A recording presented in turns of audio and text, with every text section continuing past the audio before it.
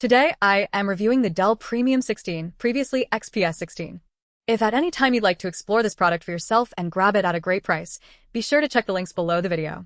I have been using this new Dell Premium 16 for about 3 weeks now, and if you are looking for a machine that sits right at the intersection of absolute luxury and high-end workstation power, this is definitely one you have had your eye on. Before I dive into the nitty-gritty of why this might be your next daily driver or why you should steer clear, remember that you can find the current pricing and more technical specifications by checking the links below the video. Right out of the box, the first thing that hits you is the build quality. Dell has really leaned into this minimalist, platinum-colored chassis, and it feels incredibly dense and premium. It is not the lightest machine in the world, but when you are dealing with a 16.3-inch 4K OLED panel, you expect a bit of heft. Speaking of that display, it is the star of the show. The 120Hz refresh rate makes every scroll and animation feel buttery smooth, and the color accuracy on the OLED panel is just stunning for photo editing or watching high bitrate content.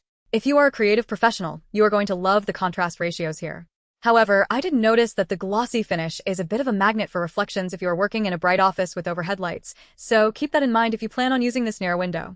Under the hood, this thing is packing the new Intel Ultra 7 processor and the RTX 5050 graphics card. In my real-world testing, I threw a heavy Adobe Premiere project at it, and it handled 4K exports much better than my previous laptop. It stays reasonably cool during standard multitasking, but if you start pushing those dedicated graphics with heavy gaming or 3D rendering, the fans definitely make their presence known. They aren't high-pitched or annoying, but they have a distinct hum that reminds you that this is a high-performance machine working hard. One thing that genuinely impressed me was the keyboard and trackpad experience. The keys have a satisfying, tactile snap that makes long typing sessions much less fatiguing than on some of the shallower keyboards we see on Ultrabooks these days. Now, let's talk about the reality of the port situation. You get 3 Thunderbolt 4 ports, which is great for future-proofing, but it does mean you are going to be living that dongle life if you have older USB-A accessories or need to plug in a wired mouse. Thankfully, Dell kept the SD card reader, which for me is a massive win for offloading footage from my cameras without needing extra hubs. If you are someone who is constantly transferring files on the go, that inclusion alone makes this a much more practical tool than many of the other premium laptops on the market today. However, it is not all sunshine and rainbows.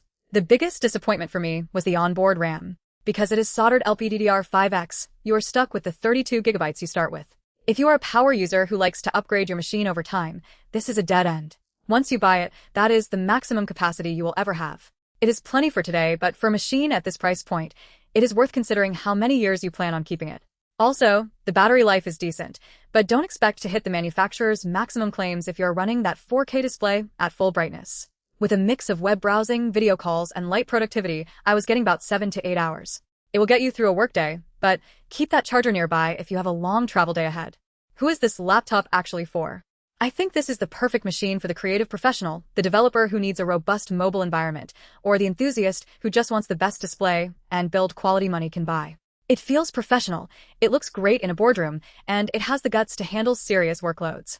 But if you are a competitive gamer, you can find machines with higher wattage GPUs for less money, and if you are just doing basic office work or browsing, this is complete overkill. You would be paying for a high-end display and processor architecture that you simply would not be utilizing.